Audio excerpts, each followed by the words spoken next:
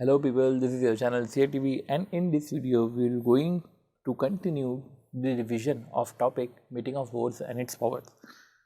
अभी तो देखो 6:50 हुई है, होप सो कि 10 बजे के पहले ये वीडियो आ जाए आपके पास। ओके, सो स्टार्ट करते हैं हम 174 से 173 तक के हमने जो है प्रोविज़न, मतलब सिंपल सी बात है 173 और छोटे छोटे जो बेसिक चीज़ें थी वो साथ ही साथ जो 13 क्वेश्चंस थे हमने वो करे। अब बात आ रही है 174 की, ठीक है। तो ये वही नोट्स रहेंगे और ये मेन नोट्स रहेंगे, हम इसको को रिलेट करते हुए पढ़ लेंगे, ठीक है। जब भी हमको लगेगा कि इसमें कुछ चीज़ें प्रॉपर तरीके से प्रेजेंट नहीं है तो फिर ऐसे केस में हम इधर रेफ़र कर लेंगे। ओके, 174 की बात करें कोरम की, तो कोरम में क्या बोल रहे हैं, 1/3 और ऑफ टोटल स्ट्रेंथ और 2 director which ever is higher. Quorum क्या होगा, मिनिमम जो है मेंबर जो प्रेजेंट रहे मीटिंग में ताकि मीटिंग वैलिड हो जाए, राइट। तो 1/3 of total strength, total strength में क्या लिखा हुआ है, डायरेक्टर अदर देन, ये O/T लिखा हुआ है, डायरेक्टर अदर देन वैकेंसी, मतलब कि वैकेंसी, ठीक है। तो वैकेंट है जिनकी पोजीशन वो नहीं आएंगे, ठीक है। तो टोटल स्ट्रेंथ में director other than vacancy 1/3 of total strength तो रहेगा। तो आपको टोटल स्ट्रेंथ प्रॉपर्ली कैलकुलेट करना है, 1/3 और 2 director which ever is higher, ठीक है। अब समझो एक और, ये है ए, बी वाला पॉइंट क्या है, सेक्शन 8 कंपनी, ये है 1/3 और 2 विच एवर हायर हो गया। ये भी है अपना सेक्शन 8 कंपनी, वो क्या बोल रहा है, 8 मेंबर और 25% ऑफ टोटल स्ट्रेंथ। इधर 1/3 और 2 है ना, इधर ऐसा कर दो, इधर 1/4 और 8 कर दो तो वो ईजी रहेगा। तो 1/3 और 2 विच एवर इज हायर, 1/4 और 8 बट नॉट बिलो द 2, क्या बोला है, 1/4 और 8 विच एवर इज हायर, ठीक है। अब ये जो है 2 के बिलो नहीं जाना चाहिए, तो आती है बात 1/4 और 8 विच एवर इज हायर, ठीक है। फिर एक है कि when interested director is more than equal to 2/3 of total strength, क्या बोल रहे हैं, जब इंटरेस्टेड डायरेक्टर टोटल स्ट्रेंथ का 2/3 या उससे ज़्यादा है तो टोटल स्ट्रेंथ में वैकेंसी नहीं लेंगे, राइट। तो टोटल स्ट्रेंथ में वैकेंसी नहीं लेंगे, राइट। तो टोटल स्ट्रेंथ कि 2/3 या उससे ज़्यादा है इंटरेस्टेड डायरेक्टर, तो ऐसे केस में डिसइंटरेस्टेड डायरेक्टर जो रिमेनिंग है और 2 विच एवर इज हायर, तब वो देखा जाता है, ठीक है। तो हमने क्या देखा, देखो 1/3 और 2 विच एवर इज हायर, दूसरा क्या देखा 1/4 और 8 विच एवर इज हायर, तीसरा क्या देखा डिसइंटरेस्टेड और 2 विच एवर इज हायर। अभी डिसइंटरेस्टेड तब होंगे जब इंटरेस्टेड डायरेक्टर 2/3 या उससे ज़्यादा होंगे ऑफ टोटल स्ट्रेंथ। अब इफ़ कोरम नहीं हुई, ठीक है, अगर ये कोरम नहीं हुई तो ऐसे केस में या तो आप एडिशनल डायरेक्टर अपॉइंट करो या तो डायरेक्टर अपॉइंट करो जनरल मीटिंग में। अगर कोरम नहीं हुई और कोरम करनी है तो एडिशनल डायरेक्टर अपॉइंट करो या तो डायरेक्टर अपॉइंट करो जनरल मीटिंग में। अब देखो रही बात आती है जनरल पॉइंट की, तो क्या लिखा हुआ है, interested director count in quorum after disclosure of interest, क्या लिखा हुआ है, interested director count in quorum.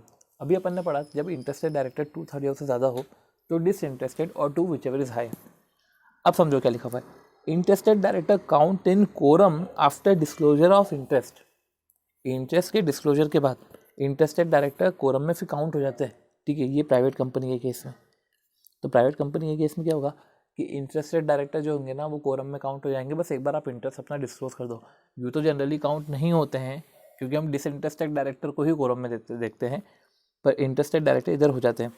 Article can provide higher quorum, ये तो है ही, ठीक है। अब इंटरेस्टेड डायरेक्टर, 1 सेकेंड, अब इंटरेस्टेड डायरेक्टर का मतलब क्या होता है, ठीक है, ये भी हमको समझना पड़ेगा। अब इंटरेस्टेड डायरेक्टर का मतलब ये है कि कंपनी अगर किसी कॉन्ट्रैक्ट या अरेंजमेंट में एंटर हुई बॉडी कॉर्पोरेट के साथ, ठीक है, और डायरेक्टर उस बॉडी कॉर्पोरेट में होल्ड करता है more than 2% of share holding, या तो वो प्रमोटर, मैनेजर या CEO है, तो ऐसे केस में वो इंटरेस्टेड डायरेक्टर हो जाएगा। वो इंटरेस्टेड डायरेक्टर मतलब सेम जैसे 184 सब सेक्शन 2 में है। तो इंटरेस्टेड डायरेक्टर अपना वही है जो 184 सब सेक्शन 2 में दे के रखा है कि जो है अगर कंपनी एंटर हुई है किसी कॉन्ट्रैक्ट अरेंजमेंट में, contract and arrangement enter with body corporate, ठीक है।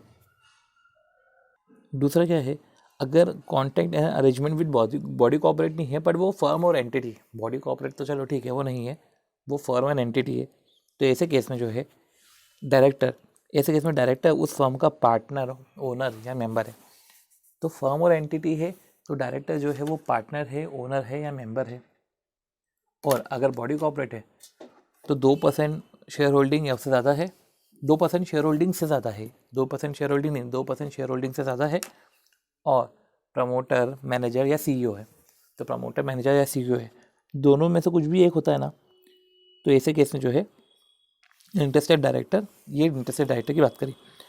अब डायरेक्टर पार्टिसिपेट इन जो है अपना video conferencing counted in quorum, तुम पार्टिसिपेट करो ना वीडियो कॉन्फ्रेंसिंग में तो वो भी कोरम में माना जाता है। तो इस तरीके से जो है हमने इंटरेस्टेड डायरेक्टर की बात कर ली और हमने कोरम के रिस्पेक्ट में हमने सारी बातें कर ली हैं। अब देखो व्हाट इफ़ नो कोरम, अगर चलो कोरम नहीं हुई बोर्ड मीटिंग में तो ऐसे केस में बोर्ड मीटिंग एडजर्न हो जाएगी। ठीक है, अगर कोरम नहीं हुई, इफेक्ट ऑफ नो कोरम हम पढ़ रहे हैं, अगर कोरम नहीं हुई तो एडजर्न हो जाएगी। ठीक है, तो अब जब एडजर्न होगी बोर्ड मीटिंग, इधर कोरम बोर्ड मीटिंग की बात करें, अगर एडजर्न होगी बोर्ड मीटिंग तो क्या बोर्ड मीटिंग नेशनल हॉलीडे पे एडजर्न हो रही है, तो नेशनल हॉलीडे पे नहीं हो सकती। ठीक है, पर नेशनल हॉलीडे पे भी मीटिंग हो सकती है अगर आर्टिकल में बोला गया है कि इस तारीख को होगी और ये तारीख नेशनल हॉलीडे निकलता है, या तो वॉलंटरीली ही एडजर्न कर रहे हैं, वॉलंट्री एडजर्न हो रहा है, कोरम के चक्कर में नहीं, वॉलंट्री एडजर्न हो रहा है। अब जब वॉलंट्री एडजर्न हो रहा है तो ऐसे केस में नेशनल हॉलीडे पे हो सकती है, पर नो प्रेजेंस के कारण कोरम नहीं हो रहा है, उसके कारण अगर एडजर्न हो रहा है तो ऐसे केस में यह नेशनल हॉलीडे पे नहीं होगा। और अगर नो कोरम इन एडजर्न मीटिंग तो ऐसे केस में मीटिंग डिसॉल्व हो जाएगी। ठीक है, अब नो कोरम इन एडजर्न मीटिंग बोर्ड मीटिंग तो मीटिंग हो जाएगी डिसॉल्व। अब एजीएम में क्या होता, अब यही चीज़ अगर एजीएम में होती तो उधर मीटिंग डिसॉल्व नहीं करते, उधर बोलते कि जितने लोग प्रेजेंट है ना वही कोरम है। राइट, तो सिंपल से आते हैं, कोरम अगर जब नहीं होती है तो ऐसे केस में आप एडिशनल डायरेक्टर को अपॉइंट करके वो नीड को पूरी कर लो। ठीक है, यही होता है। Example, if in a meeting resolution of 10 matters to be passed then quorum checked on each matter. क्या लिखा हुआ है, किसी मीटिंग में देखो quorum throughout the meeting देखा जाता है। If in a matter resolution, if in a meeting resolution चल रहा है 10 मैटर पे, 10 एजेंडा पे अगर हम बोले तो, और कोरम चेक इन ईच। ठीक है, तो ऐसे केस में जो कोरम है ना वो हमको ईच रिजोल्यूशन पे, ईच मैटर पे देखना चाहिए, अदरवाइज रिजोल्यूशन इनवैलिड हो जाएगा। Adjourn board meeting is in continuation of original meeting, तो एडजर्न बोर्ड मीटिंग हमारा in continuation of original board meeting होता है, but resolution passed in adjourn board meeting has prospective effect. तो adjourn board meeting is in continuation of original board meeting होता है, पर जो उसका रिजोल्यूशन है ना उसका रेट्रोस्पेक्टिव इफेक्ट नहीं देंगे कि ओरिजिनल मीटिंग से उसका रिजोल्यूशन है, नहीं, उसका रिजोल्यूशन का इफेक्ट प्रोस्पेक्टिव ही देंगे, एडजर्न बोर्ड मीटिंग से ही देंगे। फिर आज बात आती है कुछ समझने की, मीटिंग की बात करें तो हमने जो पढ़ा था 1/3 और 2 विच एवर इज हायर। ठीक है, ये कोरम मिनिमम 15 मिनट में आ जाना चाहिए, ये हमने पढ़ा था। ठीक है, अब इधर देखो एडजर्न जो है, एडजर्न होगी नहीं होगी। ठीक है, अगर कोरम नहीं है 1/3 और 2 विच इज हायर है कि नहीं है तो बहुत ही अच्छी बात है, नहीं है तो एडजर्न हो जाएगी। ठीक है, अब जब एडजर्न हो जाएगी तो एडजर्न या तो एओए के अकॉर्डिंग हो जाएगी। ठीक है, ये इसमें प्रॉपर्ली देख नहीं रखा है, या तो एओए के अकॉर्डिंग हो जाएगी, या तो अगर एओए साइलेंट है तो next week same day same place. ठीक है, अब उधर नेशनल हॉलीडे है तो नेशनल हॉलीडे पे नहीं होगी, नेक्स्ट डे पे हो जाएगी, प्रीवियस डे पे नहीं नेक्स्ट डे पे होगी, और नेशनल हॉलीडे नहीं है तो फिर तो हो ही जाएगी। ठीक है, अब यही जो है रिजोल्यूशन की रिस्पेक्ट में देखें, मतलब वही 1/3 और 2 विच एवर इज हायर। ठीक है, तो 1/3 और 2 विच इज हायर हमारा कोरम होना चाहिए, और इनफैक्ट हमने पढ़ा था जब इंटरेस्टेड डायरेक्टर 2/3, ठीक है, 2/3 ऑफ टोटल स्ट्रेंथ या उससे ज़्यादा है तो ऐसे केस में डिसइंटरेस्टेड और 2 विच एवर इज हायर। ठीक है, अब आती बात रिजोल्यूशन बाय सर्कुलेशन की। अब देखो रिजोल्यूशन बाय सर्कुलेशन में क्या है कि रिजोल्यूशन बाय सर्कुलेशन चलेगा, रिजोल्यूशन बाय सर्कुलेशन हो जाना चाहिए, मतलब कि ये है कि ये सिचुएशन है जब रिजोल्यूशन बाय सर्कुलेशन वैलिड नहीं होगा। अब देखो रिजोल्यूशन बाय सर्कुलेशन में कंडीशन ये है कि आपने रिजोल्यूशन करना है ना, आपको सर्कुलेशन के थ्रू रिजोल्यूशन करना है, तो draft resolution with necessary paper, और नेसेसरी पेपर इतने जिससे एक अंडरस्टैंडिंग हो जाए कि nature of business to be transacted. तो ड्राफ्ट रिजोल्यूशन ठीक है, विथ नेसेसरी पेपर्स, जिससे समझ में आ जाए to understand the nature of business to be transacted.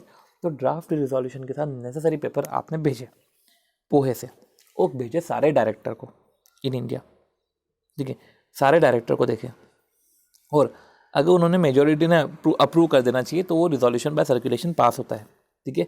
अब सारे डायरेक्टर को देना है जिनका एड्रेस है इंडिया में, 2/3 नहीं है, इधर मेजोरिटी अगर अप्रूव करते तो ये रिजोल्यूशन बाय सर्कुलेशन है। जनरल पॉइंट क्या है कि रिजोल्यूशन बाय सर्कुलेशन से एनी रिजोल्यूशन हम पास कर सकते हैं, ठीक है। तो एनी रिजोल्यूशन पास तो कर सकते हैं और रिजोल्यूशन बाय सर्कुलेशन से कर सकते हैं हम। अब जो भी रिजोल्यूशन पास होता है वो नोट किया जाता है एट सब्सिक्वेंट बोर्ड मीटिंग। अब रिजोल्यूशन बाय सर्कुलेशन में हमने पढ़ा कि भैया ड्राफ्ट रिजोल्यूशन हमने भेजा पोहे से, सारे डायरेक्टर का इंडियन एड्रेस, सारे डायरेक्टर, ठीक है, मेजोरिटी अप्रूव कर देंगे, 2/3 की बात नहीं कर रहे हैं, ठीक है।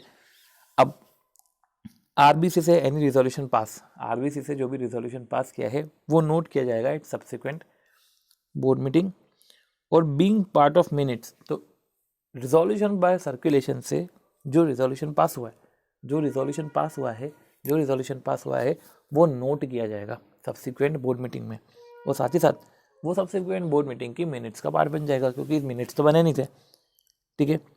अब समझो, रिजोल्यूशन बाय सर्कुलेशन में एक इंपॉर्टेंट चीज़ ये है कि does not dispense minimum number of board meeting. Minimum number of board meeting तब भी होगी, ठीक है, तो minimum number of board meeting तब भी होगी, तो minimum number of board meeting जो है वो तब भी होगी। अब रिजोल्यूशन बाय सर्कुलेशन कम नहीं होगा if 1/3 of total director required board meeting. अगर 1/3 of total number of director ने भी बोला ना कि मुझे बोर्ड मीटिंग चाहिए, तो ऐसे केस में रिजोल्यूशन बाय सर्कुलेशन नहीं होगा, बोर्ड मीटिंग हो जाएगी। अब सर्टेन डिसीजन लाइक, अब कुछ डिसीजन है जैसे कि 161(4) का appointment of director in casual vacancy, 179(3) है, 182 है, 186 के रिस्पेक्ट में जो भी है डिसीजंस, इसमें रिजोल्यूशन बाय सर्कुलेशन नहीं होता। तो 161(4) एडिशनल अल्टरनेट नॉमिनी और कैजुअल, ये 161(4) कैजुअल, ठीक है, कैजुअल वैकेंसी में जो डायरेक्टर अपॉइंट करते हैं, ठीक है। तो 161(4), 179(3), 182 और 186, ये जो 4 रिजोल्यूशन है, ठीक है। 186 हमारा loan guarantee, loan investment guarantee security ये है, 182, 179(3) पावर ऑफ बोर्ड है, ठीक है, और 182 पॉलिटिकल कॉन्ट्रीब्यूशन है। तो 161(4), तो 160-70 में आगे 161(4), 179(3), 182, 186 ये इंपॉर्टेंट है, इसलिए रिजोल्यूशन बाय सर्कुलेशन नहीं हो पाएगा, राइट। अब ये तो हमने पढ़ लिया था, साथ ही साथ ये भी पढ़ लिया है कि कभी भाई adjourned board meeting due to quorum can not be, quorum नहीं हो पाई, वो भी ड्यू टू कोरम, ठीक है ना, इंपॉर्टेंट ये है। जैसे कि इसमें वो जो है नेशनल हॉलीडे, हाँ सॉरी, ड्यू टू कोरम अगर बोर्ड मीटिंग नहीं हो पाई तो adjourned board meeting can be done on national holiday, पर नेशनल हॉलीडे में हो जाएगा अगर वॉलंटरी एडजमेंट करा है और article adjournment as per the article specified, ठीक है। तो वो एडजमेंट मीटिंग जो हो रही है वो आर्टिकल में डेट स्पेसिफिक है, उस डेट पे हो रही, ठीक है, वो तो अपने पढ़ लिया था। कुछ बोर्ड मीटिंग और जनरल मीटिंग के बारे में बातचीत है, तो थोड़ा सा लिख लेना अगर आपको लिखना हो तो, कि कहीं भी बोर्ड मीटिंग में प्लेस जो है ना, कहीं भी आप कहीं भी बोर्ड मीटिंग करो, पर जनरल मीटिंग तो आप रजिस्टर्ड ऑफिस में करो या उस सिटी में कहीं भी करो। डे नेशनल हॉलीडे में हो सकती है बोर्ड मीटिंग, पर नेशनल हॉलीडे में बिल्कुल नहीं हो सकती, any time, anywhere, any time, पर registered office and business time, ठीक है। वो तो जो बात हो रही थी ना एडजन बोर्ड मीटिंग की बात कर रही थी, नॉर्मल बोर्ड मीटिंग तो जो है वो नेशनल हॉलीडे पे भी हो सकती है। चलो चेयरपर्सन की बात करें तो अब चेयरपर्सन की छोटी मोटी चीज़ें थी, फिर हम जो है सेक्शन 118 मिनट्स के रिस्पेक्ट में बात करेंगे। क्या बोला है कि बोर्ड इलेक्ट करता है chairperson and determine office period, तो बोर्ड इलेक्ट, अब बोर्ड ही जो है इलेक्ट करता है chairperson and determine office period. अगर बोर्ड ने इलेक्ट करा तो ठीक है, अगर इलेक्ट नहीं करा है तो डायरेक्टर अमंग देमसेल्फ ये चूज़ कर लेंगे। कोई प्रॉक्सी अलाउड नहीं है मीटिंग में, चेयरपर्सन एग्जीक्यूटिव भी हो सकता है, नॉन एग्जीक्यूटिव भी हो सकता है, कास्टिंग वोट है, ठीक है, तो कोई प्रॉक्सी अलाउड नहीं है, एग्जीक्यूटिव नॉन एग्जीक्यूटिव भी हो सकता है, प्रॉक्सी जो है कास्टिंग वोट दिया हुआ है। चेयरपर्सन ऑफ बोर्ड, अब 2 चेयरपर्सन होते हैं, तो चेयरपर्सन ऑफ बोर्ड और chairperson of board meeting. Chairperson of board मतलब कि वो बोर्ड के लिए है, ठीक है, और चेयरपर्सन ऑफ बोर्ड मीटिंग वो एक मीटिंग के लिए है, ठीक है। तो casting vote chairperson of board को रहता है, चेयरपर्सन ऑफ बोर्ड मीटिंग को नहीं रहता, ठीक है। और यही लिखा हुआ है कि chairperson of the board have discretion to use his casting board, और चेयरपर्सन ऑफ बोर्ड और चेयरपर्सन ऑफ बोर्ड मीटिंग में अंतर है, ठीक है। तो चेयरपर्सन ऑफ बोर्ड को ही कास्टिंग वोट है। अब आ रही है हमारी बात सेक्शन 118 मिनट्स की, ठीक है। तो मिनट्स भी देखो सिंपल सी बात है, ज़्यादा कुछ है नहीं। सेक्शन 118 तो वैसे भी अपने को इतना पढ़ने का नहीं है, ठीक है। नॉर्मल से है कि मिनट जो है वो बुक्स में मेंटेन करनी चाहिए, प्रिपेयर एंड साइन होनी चाहिए। तो मिनट्स या सिंपल से आप मीटिंग कर रहे हो, मिनट्स बनेंगे तो मिनट्स मेंटेन इन बुक्स, मतलब कि ये लूज पेपर्स में नहीं होने चाहिए, बुक्स में होने चाहिए। और प्रिपेयर एंड साइन होना चाहिए इन 30 डेज ऑफ मीटिंग, तो 30 डेज में प्रिपेयर हो जानी चाहिए और साइन हो जानी चाहिए। कंटेंट, ठीक है, नंबर ऑफ डायरेक्टर कितने प्रेजेंट है, नंबर ऑफ डायरेक्टर जिसने डिसेंड किया है इस पर्टिकुलर रिजोल्यूशन से, कि ये रिजोल्यूशन है, इस रिजोल्यूशन में डिसेंड किया गया है। और मैटर नॉट इंक्लूड, वो डिफेमेटरी में मैटर है, प्री जुडिशियल बायस मैटर है, detrimental to the interest of company है, वो इंक्लूड नहीं करेंगे। ईच पेज साइन होना चाहिए, और लास्ट पेज जो होना चाहिए उस पर डेट के साथ साइन होना चाहिए। अब देखो इधर हमने बोला कि ईच पेज साइन होना चाहिए और लास्ट पेज जो है वो डेट और साइन होना चाहिए। मिनट्स में ऐसा है कि अब साइन की बात करें तो बोर्ड मीटिंग में भी मिनट्स बनती, जनरल मीटिंग में भी। अब जो साइन है कौन करेगा, अभी अपन ने बात करी कि चेयरपर्सन साइन करेगा, पर चेयरपर्सन ऑफ सेम मीटिंग, तो सिग्नेचर जो है बोर्ड मीटिंग के मिनट्स और जनरल मीटिंग के मिनट्स, बोर्ड मीटिंग के मिनट्स में तो chairperson of the same meeting या चेयरपर्सन नेक्स्ट मीटिंग का, ठीक है, ये साइन करेगा। जब जनरल मीटिंग के मिनट्स होते हैं तो chairperson of same meeting within 30 days of conclusion of such meeting, और in the event of death और disability of that chairman within that period by a director duly authorise by board for this purpose, तो अगर वो, ठीक है, otherwise director जो authorise है। Resolution by postal ballot में chairperson of the same meeting, ठीक है। तो ऐसे केस में अगर chairperson of the same meeting नहीं है, अगर चेयरपर्सन डेथ या इनेबिलिटी हो जाती तो डायरेक्टर जो ऑथराइज्ड, ठीक। अब देखो जब हमने बात कर ली, इतना कुछ इंपॉर्टेंट ज़्यादा था नहीं है। पेनल्टी की बात करें कि अगर सबसे पहले फिर प्रिजर्वेशन की बात कर लेते हैं कि प्रिजर्व हमको परमानेंटली रखना है किधर, रजिस्टर्ड ऑफिस में, या तो बोर्ड ऑफ डायरेक्टर के अप्रूव प्लेस पे इसको परमानेंटली रख देंगे, और ये किसी कस्टडी में होगा, सीएससी कस्टडी में होगा। तो प्रिजर्व परमानेंटली इन रजिस्टर्ड ऑफिस या बोर्ड ऑफ डायरेक्टर का ऑफिस, ठीक है, इन सीएस कस्टडी। और पेनल्टी कॉन्ट्रावेंशन, अगर कॉन्ट्रावेंशन कर रहे हैं तो कंपनी पर 25,000 और ऑफिसर इन डिफॉल्ट पे 5,000, ठीक है। तो कॉन्ट्रावेंशन है, कंपनी पे 25,000 और ऑफिसर इन डिफॉल्ट पे 5,000 है। और ये बात अगर आपने जो है टेम्परिंग करी है तो कॉन्ट्रावेंशन पे तो 25,000 और 5,000 है, और टेम्परिंग करी है मिनट्स की तो पर्सन इन डिफ़ॉल्ट को फाइन है 25,000 से 1 लाख और इम्प्रिजनमेंट है अब तो 2 ईयर। तो सिंपल सी बात है, मिनट्स को अगर आप टेम्पर कर रहे हो तो 25,000 से 1 लाख तक की पेनल्टी और जो है इम्प्रिजनमेंट 2 साल का। पर जब कॉन्ट्रावेंशन कर रहे हो, कॉन्ट्रावेंशन में कंपनी पे 25,000 है और ऑफिसर इन डिफ़ॉल्ट पे 5,000 है, ठीक। अब आखिरी हमारा जो है सेक्शन आता है वैलिडिटी ऑफ एक्ट, ठीक है। अब वैलिडिटी ऑफ एक्ट पे भी अगर हम ध्यान दें तो वैलिडिटी ऑफ एक्ट सिंपल है। अगर आप एक टाइमलाइन देखें तो इधर जैसे डायरेक्टर का अपॉइंटमेंट हुआ, इधर डायरेक्टर ने एक्ट करे, अपॉइंटमेंट के बाद एक्ट करे, और फिर बाद में कुछ नोटिस हुआ क्या नोटिस हुआ कि अपॉइंटमेंट इनवैलिड है, अपॉइंटमेंट जो है कॉन्ट्रावेंशन में है, अपॉइंटमेंट इनवैलिड है। जैसे कि इसमें अगर इनवैलिड अपॉइंटमेंट है, मैं इनवैलिड की बात कर रहा हूँ, इलीगल की बात नहीं कर रहा हूँ, इनवैलिड अपॉइंटमेंट है या appointment terminated by virtue of act, तो पुराने एक्ट जो है उस डेट के पुराने एक्ट वो वैलिड रहेंगे, बाद के एक्ट वॉइड हो जाएंगे।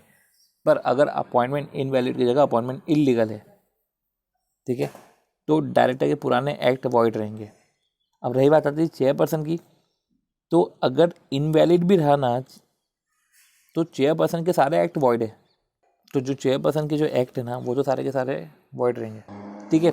तो अब जो है थर्ड पार्टी समझो, अब third party who is aware of defect, third party जो डिफेक्ट पे अवेयर था, डिस्क्वालिफिकेशन में अवेयर था, स्टिल उसने ट्रांजेक्शन करे, तो फिर वो एडवांटेज थोड़ा ना ले पाएगा। तो हमने क्या देखा कि थर्ड पार्टी एडवांटेज नहीं ले सकता अगर वो अवेयर था तो, ठीक है। He can't take advantage of this section, कि कल को उसने बोल दिया कि यार ट्रांजैक्शन भी कर दिए, उसको पता था कि इसका अपॉइंटमेंट इनवैलिड है, ये डायरेक्टर डिस्क्वालीफाइड है, फिर भी उसने ट्रांजैक्शन करा, ठीक है। और ये बोलते हुए क्या चलो यार पुराने एक्ट तो वैलिड ही रहेंगे, तो ये ऐसा नहीं है, ठीक है। तो वो ऐसे बेनिफिट नहीं ले सकता। तो डायरेक्टर ने जो भी एक्ट करे हैं पुराने एक्ट वैलिड रहेंगे, अनलेस अगर आपका जो है अपॉइंटमेंट इलीगल या अल्ट्रा वायरस हो, अदरवाइज तो पुराने एक्ट भी वॉइड हो जाएंगे और चेयरपर्सन के तो सारे एक्ट वॉइड ही हो जाते हैं। तो जैसे कि चेयरपर्सन के रिस्पेक्ट में भी एक्ट वॉइड है। जैसे कि चेयरपर्सन का एक्ट कौन सा हो सकता है कि उसने कोई सा रिजोल्यूशन पास हुआ है कास्टिंग वोट से, तो वो फिर वो वोट ही वॉइड हो जाएगा, ठीक है, अगर अपॉइंटमेंट ही इनवैलिड है तो इस तरीके से अपन ने जो है 176 तक के छोटे छोटे सेक्शंस हमने देख लिए हैं। अब इस पर एक बार हम क्वेश्चंस कर लेते हैं। देखो हमने चालू ही जो है 174 से करा था, तो 174 के क्वेश्चन करते हैं। There are 9 director in a meeting out of which 2 offices of director have fallen vacate. तो अपन ने बोला था कि टोटल नंबर ऑफ सेंस में 2 डायरेक्टर नहीं आते, मतलब कि वेकेंट वाले नहीं आते हैं, तो फिर कोरम अब हमको बतानी। अब इसमें कोरम बताओ। तो 7 का 1/3 कितना होगा, 7 का 1/3, 7 का 1/3 होगा हमारा 2.3, 2.3 और 2 विच इज हायर 2.2 अपना हो जाएगा 3। ये लिखा हुआ है 3 director would constitute quorum in board meeting. फिर आती बात, there are 15 director in a company and during discussion of particular item 13 of the said interested. अब देखो इंटरेस्टेड है within the meaning of 184 section 2, तो इंटरेस्टेड है मतलब कि 2/3 से ज़्यादा है क्या, देख लेते हैं 15 / 3 × 2, 10 या से ज़्यादा है। तो ऐसे केस में डिसइंटरेस्टेड कितने हैं अपने 2, तो 2 और 2 विच एवर है तो 2 ही हुए। तो यही लिखा हुआ है कि in the present case 15 director थे, बाकी इंटरेस्टेड है, तो prescribe minimum number of non interested director 2 constituting quorum namely 2 are present at the meeting and translate particular item of business. ठीक है, काटो ये क्वेश्चन, खास नहीं था। अब meeting of board of no holiday limited was held on a national holiday. तो क्या लिखा हुआ है कि मीटिंग ऑफ बोर्ड, अब ये बोर्ड मीटिंग, देखो बोर्ड मीटिंग की बात करें, एडिजन बोर्ड मीटिंग की बात नहीं कर रहे हैं। अब एक बार अपन देखते हैं क्योंकि अपन नहीं पढ़ा ऐसा। तो meeting of board no holiday limited was held on national holiday on account of Ganesh Chaturthi, ठीक है, the day being Sunday. However due to lack of quorum lack होगी, the proceedings of the meeting could not held and therefore chairman of the meeting decided with the consent of majority। इन्होंने decide किया with the consent of majority. देखो सबसे पहले तो lack of quorum, important क्या है, lack of quorum, ठीक है। अब with the consent of majority that the board meeting to be adjourn to next week on same day. Whether the meeting of the board can be held on Sunday, क्या board meeting जो है meeting of whether the meeting of the board can be held on Sunday. अब बताओ कि Sunday को क्या हो सकती है। तो 2-3 चीज़ें हैं देखो समझने की, 2-3 चीज़ों पे अपना डाउट आ रहे हैं।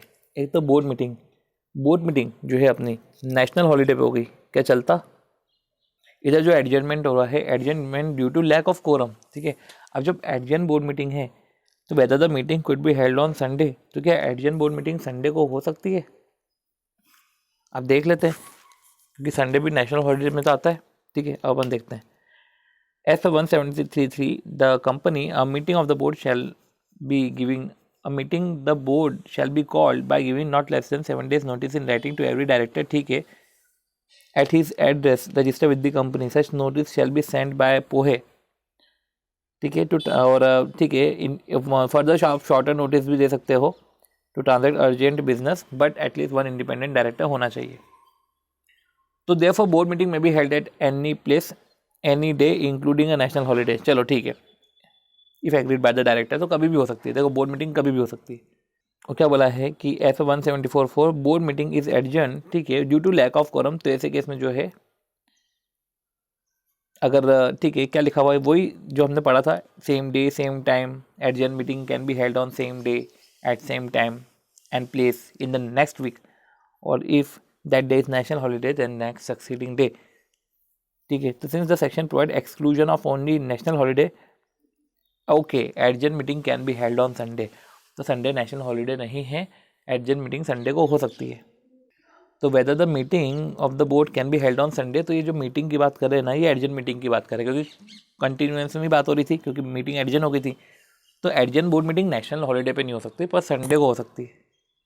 तो यही लिखा हुआ है कि बोर्ड मीटिंग में be held at any place on any day, तो कभी भी हो सकती है including national holiday if agreed by director. अगर एडजर्न मीटिंग जो है adjourn board meeting can not be held, पर वो जो एडजर्न जो बोर्ड मीटिंग है वो can not be held on national holiday, वो संडे को हो सकती है, ठीक है। तो इतना कुछ खास नहीं था, क्वेश्चन काटो। अब अगला क्वेश्चन, ये क्वेश्चन भी काटा, what is the procedure to be follow when a board meeting is adjourned for want of quorum. Board meeting adjourn होगी ना, ड्यू टू कोरम एडजर्न हुई है। अब जब एडजर्न हुई है तो नेक्स्ट वीक होगी ना, एडजर्न होगी next week, same day same place same time, ठीक है। तो अगर वांट ऑफ कोरम के कारण है तो unless the article otherwise provide, अब मीटिंग तो जो है वो next week same day same place ही होगी। और अगर वो नेशनल हॉलीडे है तो नेक्स्ट सक्सीडिंग डे। चलो, तो अब ये बात हुई। अगला क्वेश्चन क्या हम देखते हैं कि examine with reference to the relevant provisions of the companies Act the validity and legality of the following. Meeting of the board of director due to be held on 30 सितंबर did not take place for want of quorum. Quorum के चक्कर में नहीं हो पाई। As a result company did not hold any board meeting for the quarter ended 30/9/2019 and there is complaint that company has violated the provisions of the act। अब company did not hold any board meeting, ये तो automatically adjourn हो जाती है ना। अभी हमने पढ़ा था कि unless article provide otherwise, board meeting तो ऑटोमेटिकली एडजर्न हो जाती है। तो इन द प्रेजेंट केस अगर हम देखें तो allegation that company has contravene is not correct. कैसे? इधर तो ये बोला ना कि did not take place for want of quorum, as a result company did not hold a board meeting for the quarter ended 30/9/2019। समझते हैं अब क्या बोल के रखा है। ओके, इंपॉर्टेंट ये है कि कंपनी ने क्वार्टर में मीटिंग नहीं करी। Company did not hold any board meeting for the quarter ended 30/9/2019, मतलब कि meeting due to be held on 30/9 को था। अब कंपनी जो है उस समय कोरम आया नहीं, तो company did not meeting did not take place for want of quorum, as a result company did not hold any board meeting। अब समझो, कंपनी ने बोर्ड मीटिंग नहीं करी, ठीक है। Meeting did not held for want of quorum, तो company ने board meeting नहीं करी फॉर द क्वार्टर एंडेड। अब मुझे बताओ, कंपनी ने बोर्ड मीटिंग नहीं करी फॉर द क्वार्टर एंडेड, तो वैसे भी क्वार्टर वाइज मीटिंग करने की जरूरत थोड़ी ना है। साल में 4 बार करनी है और 2 मीटिंग के गैप में 120 दिन से ज़्यादा का नहीं होना है। तो अगर बोर्ड मीटिंग क्वार्टर में नहीं हुई है तो ठीक है, अगले टाइम पे बोर्ड मीटिंग कर लेना, ठीक है। तो अगले टाइम पे बोर्ड मीटिंग कर लेना, पर गैप 120 दिन से ज़्यादा का नहीं होना चाहिए। तो ये लिखा हुआ है कि पहले तो एवरी कंपनी को फर्स्ट मीटिंग करनी चाहिए within 30 days of date of incorporation, thereafter hold minimum number of 4 meeting every year in such manner as may prescribe, ठीक है। और जो है not more than the gap between two board meeting should not be more than 120 days। अब 174.4 when a board meeting is adjourn due to lack of quorum. अगर board meeting adjourn हो गई due to lack of quorum, अगर board meeting adjourn हो गई due to lack of quorum, adjourn board meeting can be held same day same time same place next week, और if अगर वो national holiday है तो नेक्स्ट सक्सीडिंग डे, ठीक है। Unless article provide otherwise, important क्या है, अनलेस आर्टिकल अदरवाइज प्रोवाइड। अब इन द प्रेजेंट केस की पूरी बात कर दी। एलिगेशन दैट कंपनी ने कॉन्ट्रावेंशन किया है, पर तो ये कोई एलिगेशन करेक्ट नहीं है। मीटिंग नहीं हुई, ठीक है, तो कंपनी ने उस क्वार्टर में मीटिंग नहीं करी, तो ठीक है, कोई दिक्कत थोड़ी ना है। पर ठीक है, मीटिंग उस क्वार्टर में नहीं करी है, पर उस क्वार्टर की बात कर ले, गैप 120 दिन से ज़्यादा का नहीं होना चाहिए। It is not necessary under the companies act for the company to hold a board meeting on quarterly basis, ठीक है। तो it is not necessary under companies act to hold board meeting जो है on quarterly basis as long as 4 board meeting are held in a year in such a manner that not more than 120 days shall intervene between 2 consecutive meetings। अब देखो अगला question, board of director of ABC limited met thrice in year 2001 second. The board of director of ABC meet thrice in year 2018 and the fourth meeting though called could not be held for want of quorum, ठीक है। The explain with reference of relevant provision whether any provisions of Companies Act have been contravened। Okay, तो चौथी meeting नहीं हो पाई quorum के कारण वो meeting नहीं हो पाई, ठीक है। तो अब इसको थोड़ा सा और डिटेल वर्जन में देख लेते हैं। तब देखो, PQR लिमिटेड की 3 बोर्ड मीटिंग है till 30 September 2018 during the calendar year। Next board meeting was due to be held on 27 December। अब नेक्स्ट बोर्ड मीटिंग जो है 27 दिसंबर को होनी, but for want of quorum of the meeting could not be held. Group of shareholder ने complaint करी कि company ने वायलेट किया है provisions of 173 and in not holding the required number of board meeting. क्या PQR ने violet करे है क्या प्रोविज़न? अब बताओ। तो क्या बोला है कि अगर बोर्ड मीटिंग, चौथी बोर्ड मीटिंग टाइम पे नहीं हो रही है, ठीक है, तो आप क्या करोगे, एडजन बोर्ड मीटिंग होल्ड करोगे। If article provide otherwise adjourn board meeting तो जो है वो सेम डे सेम प्लेस जो है सेम टाइम पे होगी नेक्स्ट वीक में। और जो एडजन बोर्ड मीटिंग है is in continuation of original board meeting, ये तो हम यही बोलते हैं कि जो एडजन बोर्ड मीटिंग है वो is in continuation of original board meeting होती है। तो अगर एडजन बोर्ड मीटिंग बाद में भी हो रही है तो भी देखो, therefore it will not count in the meeting held in next year. अगर वो बाद में हो रही है तो उसको नेक्स्ट ईयर में नहीं मानेंगे, वो तो उसी प्रीवियस ईयर में मानेंगे जिस प्रीवियस ईयर में एडजन बोर्ड मीटिंग होना है। ठीक है ना। तो बस ये है कि इधर एज्यूम क्वेश्चन में इधर ये नहीं बोल के रखा था कि एडजन बोर्ड मीटिंग कब हुई क्या हुई, तो इधर it is assume that adjourned board meeting is duly held. If it is assume that adjourned board meeting also in adjourned board meeting also quorum was not present, अगर ये भी assume कर लिया कि एडजन बोर्ड मीटिंग में भी quorum नहीं है तो मीटिंग को कैंसिल कर देते हैं and it will not be concluded that and it can be concluded that section 173(1) has been violated. तो अब इसको एक बार नोट कर लेते हैं, ठीक है। तो यही बात है कि इसको हमने लिख भी लिया है कि जैसे fourth board meeting same year हो रही थी पर वो नहीं हुई क्योंकि कोरम नहीं था। तो जो एडजन बोर्ड मीटिंग है वो हेल्ड होगी नेक्स्ट ईयर में, अनलेस आर्टिकल प्रोवाइड अदरवाइज, तो हेल्ड होगी नेक्स्ट ईयर में। तो अगर हेल्ड हुई है नेक्स्ट ईयर में तो मान लिया जाएगा कि adjourn board meeting in continuation with fourth board meeting है। तो एडजन बोर्ड मीटिंग भले ही नेक्स्ट ईयर में हुई है तो भी मान लिया जाएगा कि वो सेम ईयर में हुई है। पर एडजन बोर्ड मीटिंग अगर कभी नेक्स्ट ईयर में नहीं हुई क्योंकि कोरम नहीं था तो ऐसा नहीं माना जाएगा, फिर कोई कंटिन्यूएंस है ही नहीं। तो ऐसे केस में ये माना जाएगा कि adjourn board meeting next year में हुई है। एडजन बोर्ड मीटिंग अगर कोरम के चक्कर में नहीं हुई है, कोरम नहीं हुआ है, तो फिर वापस एडजन होगी, और जब वापस एडजन होगी तो मतलब कि कॉन्ट्रावेंशन हो गया है, तो फिर ऐसे केस में कंटिन्यूएंस नहीं देखा जाएगा। तो चलो इस तरीके से जो है हमने ये देखा, और इस तरीके से क्वेश्चन भी इधर कट करो। अगला question, the board meeting of MNO was held on 10 May at Chennai 11 AM. At the time of starting the board meeting, the number of director तो 7 प्रेजेंट थे, टोटल नंबर ऑफ डायरेक्टर 10 थे, पर present कितने थे? 7। Director transacted 10 item in the board meeting at 12 noon after the completion of 4 item. तो देखो 4 item खत्म हुए, ठीक है, 4 आइटम खत्म हुए और 4 लोग लेफ्ट कर गए। 10 डायरेक्टर थे, टोटल नंबर ऑफ डायरेक्टर देखे हम थे 10, 7 प्रेजेंट थे, ठीक है। स्टार्ट हुई 11 बजे, 4 मैटर के बारे में डिस्कशन हुआ, 12 नून को, ठीक है, 4 डायरेक्टर चले गए। मतलब अब डायरेक्टर कितने बचे? 3, ठीक है। डायरेक्टर कितने बचे? अब 3। Examine the validity of transaction explaining the relevant provisions. अब मुझे बताओ कि 10 डायरेक्टर थे तो अब जो है उसमें 7 ही प्रेजेंट थे। तो अगर देखा जाए तो जब 4 डायरेक्टर लेफ्ट नहीं करे थे, मतलब कि 12 नून को on completion of 4 item, 4 item complete हो गए थे, ठीक है, तब तक तो कोरम थी। 4 आइटम के बाद कोरम नहीं थी। वो जो कोरम देखी जाती है वो इन रिस्पेक्ट ऑफ ईच मैटर देखी जाती है। तो अब देखें तो क्या लिखा हुआ है? Quorum need to be present at the time of transacting each and every business. In the present case पूरा बता दिया। कोरम तो 4 डायरेक्टर का है, ठीक है।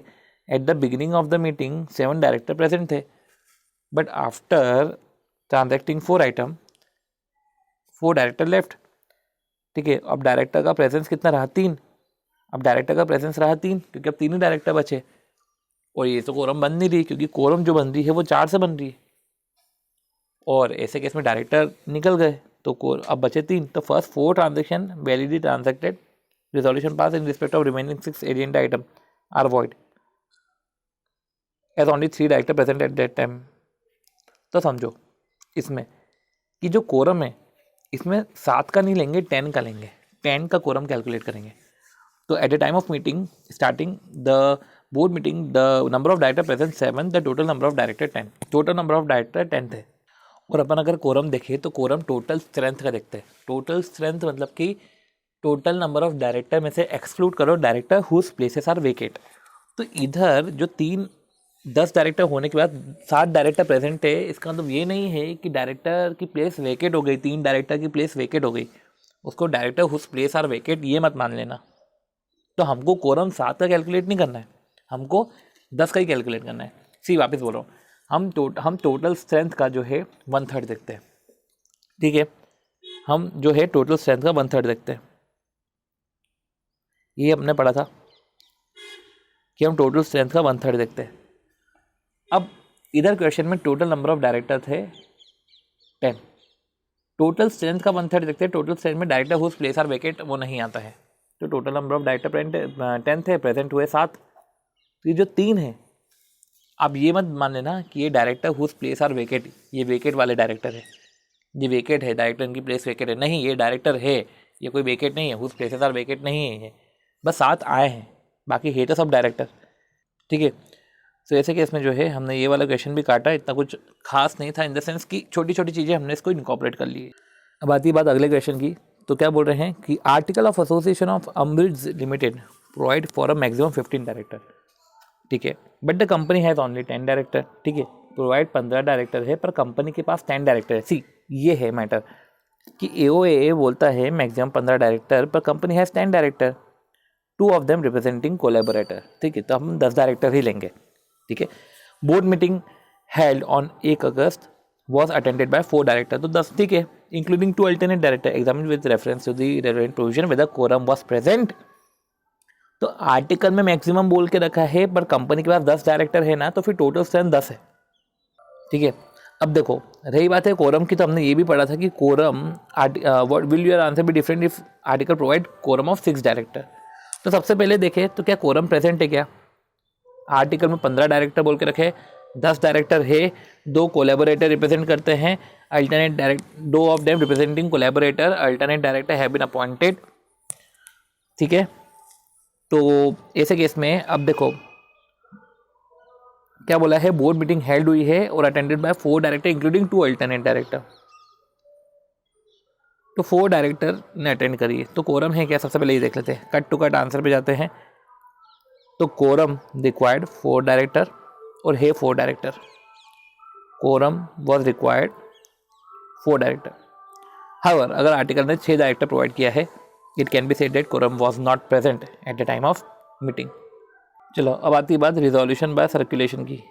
चलो resolution by circulation, however how is the resolution by circulation pass by board और इट्स कमिटी, ठीक है। Some urgent items are left over in the agenda of board meeting, मतलब कुछ अर्जेंट आइटम जो है लेफ्ट ओवर हो गए थे, छूट गए थे, which concluded and decision which and एक मिनट, some urgent item are left over in the agenda of board meeting which concluded and decision can not be deferred till its next meeting. Okay, some urgent item छूट गए in the agenda of board meeting, वो ये जो board meeting conclude हो गई है, पर ये अर्जेंट आइटम को डेफर नहीं कर सकते, तो कैसे रिजोल्यूशन पास कर रहे हैं, ठीक है। एक और क्वेश्चन कि chairman of board of director of ABC limited come across a matter which require the approval by way of board resolution, तो chairman of BOD come across कुछ मैटर जिसमें अप्रूवल चाहिए बोर्ड रिजोल्यूशन का। In the prevailing circumstances ये possible नहीं है to convene and hold board meeting, तो chairman आपके पास आया to advise him about the way and the relevant procedure to obtain such approval without holding the board meeting. क्या लिखा है, chairman approach you to advise him of the way, कि रास्ता निकालो हमको रिजोल्यूशन पास करना है, and the relevant procedure to obtain such approval, ठीक है। हम क्या प्रोसीजर रहेगी without holding a board meeting, कि हमको रिजोल्यूशन भी पास करना है और बोर्ड मीटिंग बिना होल्ड करे हमको अप्रूव कराना है, तो उसकी प्रोसीजर क्या है, ठीक है। तो ऐसे केस में वही रिजोल्यूशन बाय सर्कुलेशन, जैसे कि भैया बोर्ड मीटिंग है, बोर्ड मीटिंग नहीं आ पा रही है, ठीक है, ड्यू टू कोविड, तो ऐसे केस में रिजोल्यूशन पास कराना है, तो आप ऐसे रिजोल्यूशन पास कराओ, तो यह रिक्वायर्ड टू एडवाइस हिम। तो ये क्वेश्चन आया था नवंबर 9 में।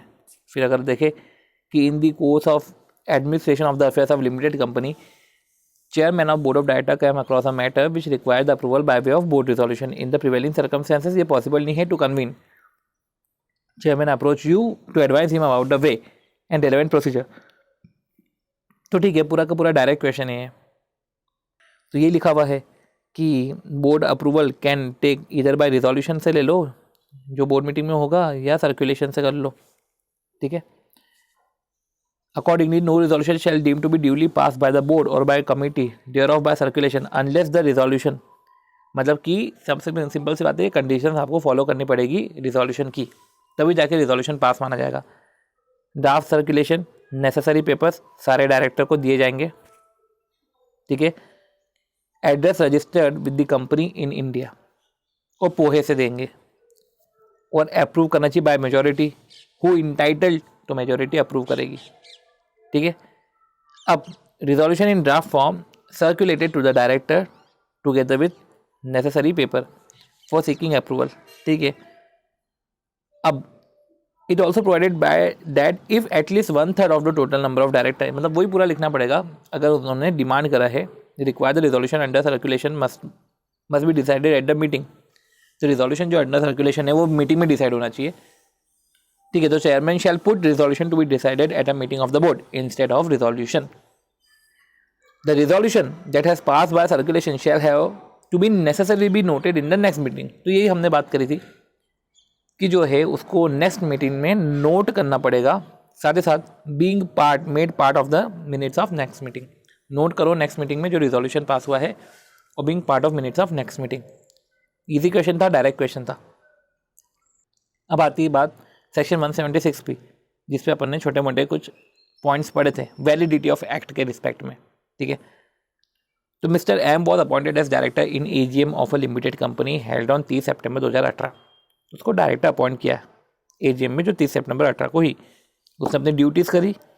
अब अगस्त में, ठीक है, अगस्त 19 मतलब अगले साल अगस्त में found date certain irregularity in his appointment and the appointment was declare invalid declare कराए, पर एम तो कंटिन्यू था डायरेक्टर इवन आफ्टर 31 अगस्त। अब देखो, अगर एम कंटिन्यू है इवन आफ्टर 31 अगस्त तो ये कॉन्ट्रावेंशन कर रहा है, उसके बाद के सारे रिजोल्यूशन वॉइड है, पर उसके पहले के रिजोल्यूशन वैलिड है, ठीक है।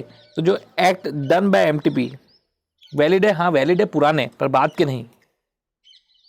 तो ये लिखा हुआ है कि act done up to 31/10/2019 valid है, आफ्टर 31/10/19 वो वॉइड है, ठीक है। तो यही हमने पढ़ा था कि अगर अपॉइंटमेंट जो है इनवैलिड है by reason of any defect और disqualification by reason of any defect या बाय रीजन ऑफ डिस्क्वालिफिकेशन,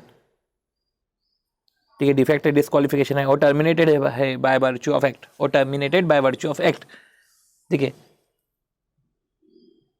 फिर लिखा हुआ है कि nothing in this section shall be deemed to have validity of any act done by director after his appointment, तो nothing in this section shall deem to give validity, ये section validity नहीं दे रहा है to any act done by director, कोई सा भी act जो डायरेक्टर ने करा है after his appointment has been notice by the company be invalid, तो after his appointment notice by company as invalid.